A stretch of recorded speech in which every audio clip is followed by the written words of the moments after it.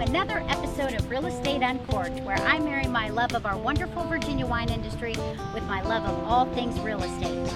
Welcome to paradise.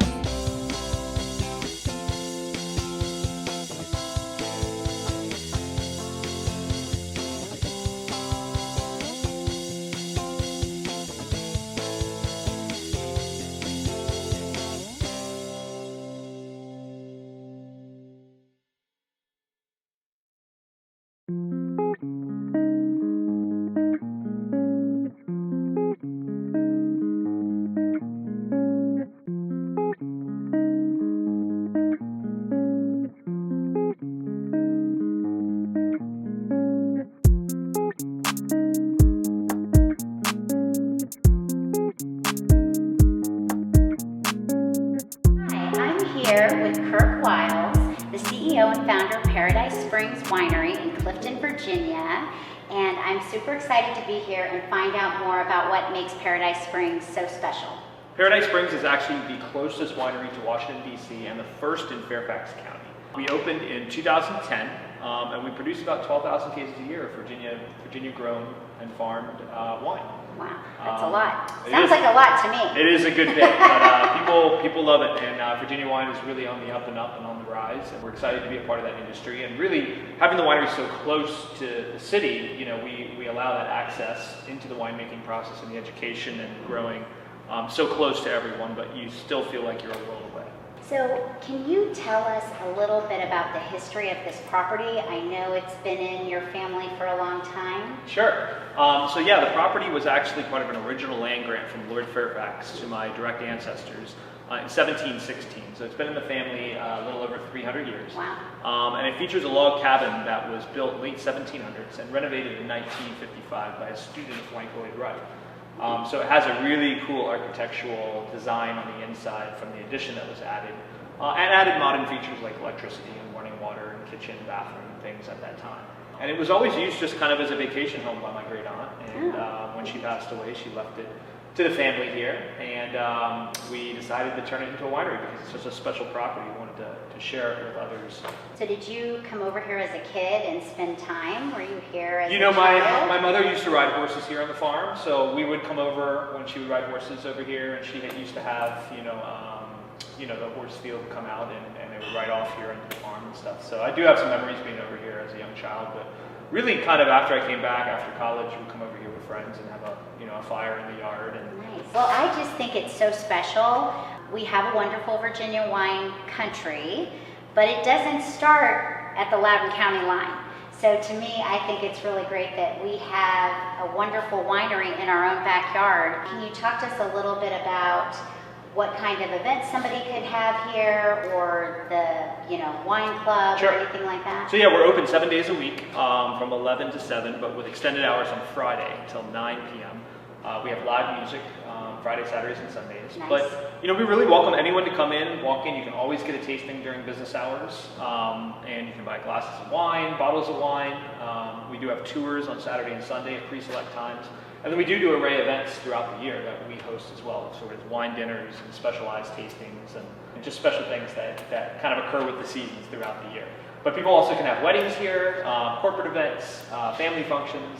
Somebody was here talking about having their mom's 70th birthday when we were getting ready to film. So it's definitely a great place for an event. Although they have food, so you don't feel like you have to pack your picnic basket, but you can. And some wineries don't allow you to bring in outside food. And one of the things our book club does, we always do it potluck. So it's nice for us to be able to bring our food. Yeah, and really, our focus is on the wine. And because we're not a full, substantial restaurant here, we do allow people to bring their own food. This food is meant to be paired with wine, but also there's a safety factor in eating and drinking as well. And so yeah, we encourage people, to bring something that pairs. This is one of my favorites that I definitely think you should ask for and try when you come out to Paradise Springs. Yeah, so this is our Petite Manseng, but it is a French vinifera varietal, and it's typically done in a dessert style in France. However, Virginia has kind of really taken this grape because of the way that it grows here and done it in a multitude of different ways. So we can actually make a dry white wine with it, we can do an off-dry wine with it, and we can do dessert wine as well. But it's a grape that really stands up to the moisture and humidity here in Virginia with loose clusters, thick skins, It just grows well, so I think it has a really bright future here in Virginia. So it's a wine that really is versatile, and depending on the vintage year, we make this wine anywhere from dry to off dry. This was a little bit off dry this year because the grapes hung a little bit longer, so you get a little bit of that residual sugar. But it is very nice. It cuts through that spiciness of spicy food, wasabi with sushi, or ethnic foods like Thai food, Indian food. It'll do really well with. So. And because I think it's bad luck to drink wine without making it toast, we clink. Cheers.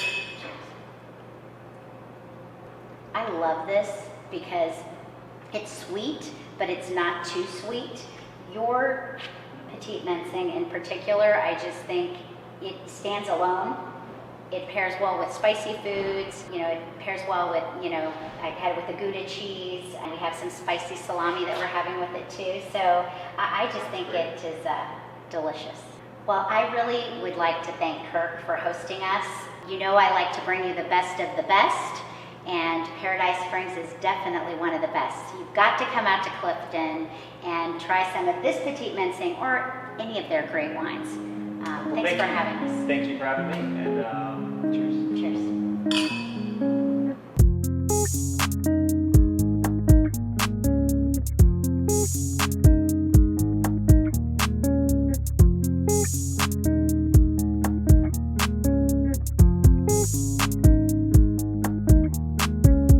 Hi, I'm Ashleigh Wehmeyer, and I'd like to welcome you to another episode of Real Estate Uncorked. We are here at the beautiful Paradise Springs Winery in Clifton, Virginia.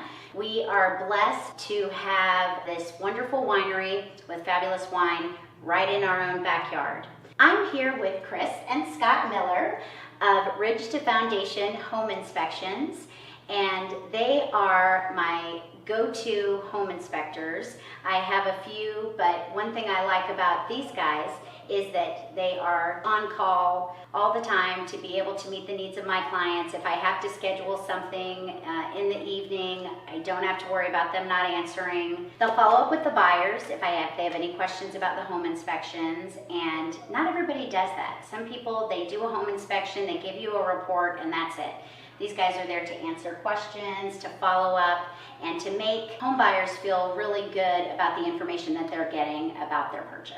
So we're going to be trying the Petite Mensing, which is my favorite of their wines. It's a little on the sweeter side, but it's really nice for summer. I think it goes really good with spicy foods. It pairs like a Riesling, so you can go like with Thai food, spicy food. So I have a cheese plate prepared for us, as I like to do. So I have some spicy Calabrese salami, and I have a Gouda, which is also supposed to pair well with this wine, and we've got some cracked pepper rice crackers, and then of course some grapes and almonds just to top it all off. It's almost too pretty to eat. It is. I think, but we'll manage.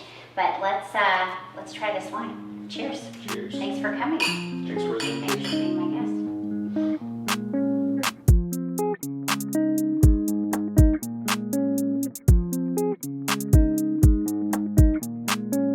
I'm gonna try a piece of cheese. Try it.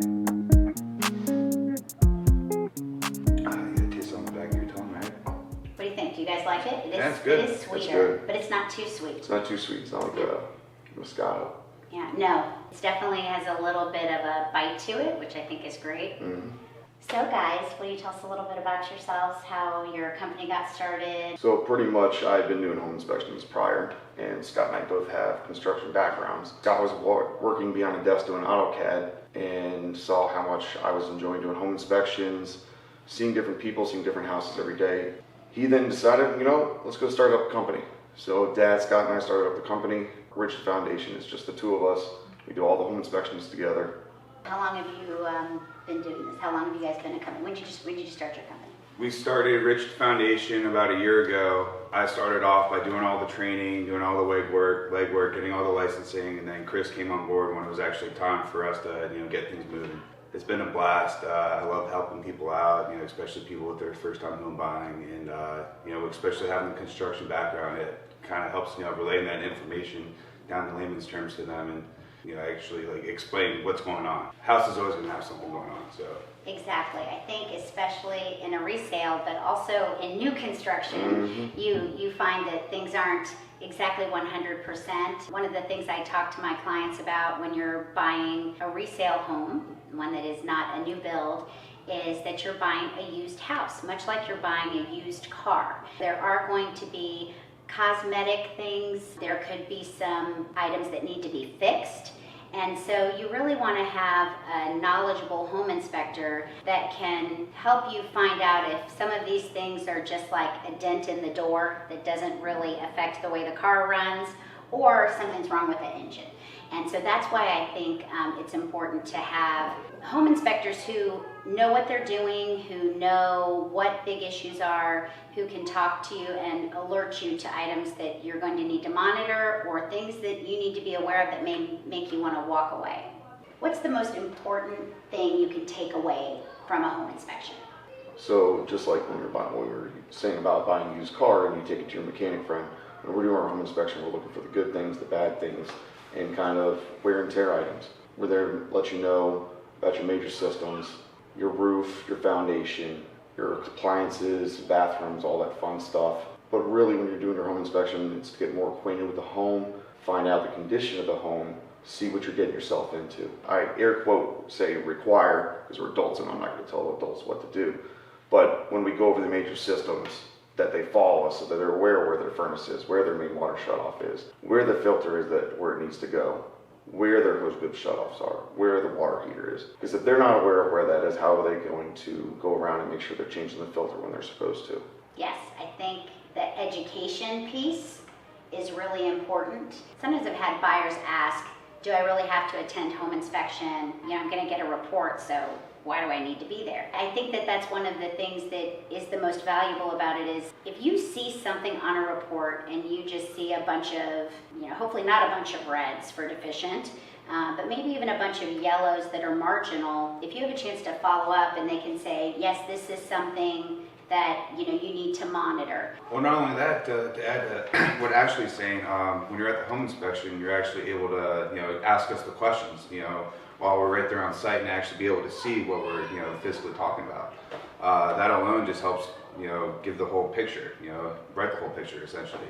You'll learn maybe there was a spot up on the roof, but it was dry. So maybe you would want to go up once a month in your attic and just shoot a flashlight up there and make sure it's not getting any larger. These are things that will help you be able to plan your expenses so that you can cover those more big ticket items when they come up. So I think it's really valuable to be there for home inspection. I'm going to be there for home inspection because like you're talking about, you don't want a whole purchase to be blown up just because the inspectors aren't very good at elaborating. They don't have a lot of knowledge to understand what this deficiency or marginality really means. That's why if you are working with a realtor, which you should be, you should definitely take the realtor at their word. We do this all the time. We work with buyers every day and we are at home inspections all the time.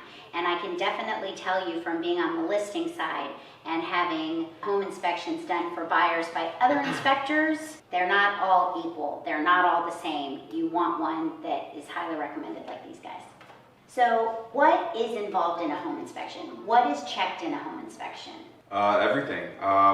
We start off on the outside, we walk up to the house, we take a picture of the whole house itself, and then we walk up your driveway. We go up, make sure that there's nothing really major going on, and we look at your patio, and as we're doing that, we kind of glance at the exterior. Pretty much every aspect of the home is checked. You're able to tell how old all the appliances are, kind of make an evaluation of the roof. Yep. You do check all the outlets like you said. You do check all the windows. I like the fact that there's two of them because we live in a busy place. The DC area is a busy place. We want you to be able to attend the home inspection. So we don't want it to take 4 to 5 hours.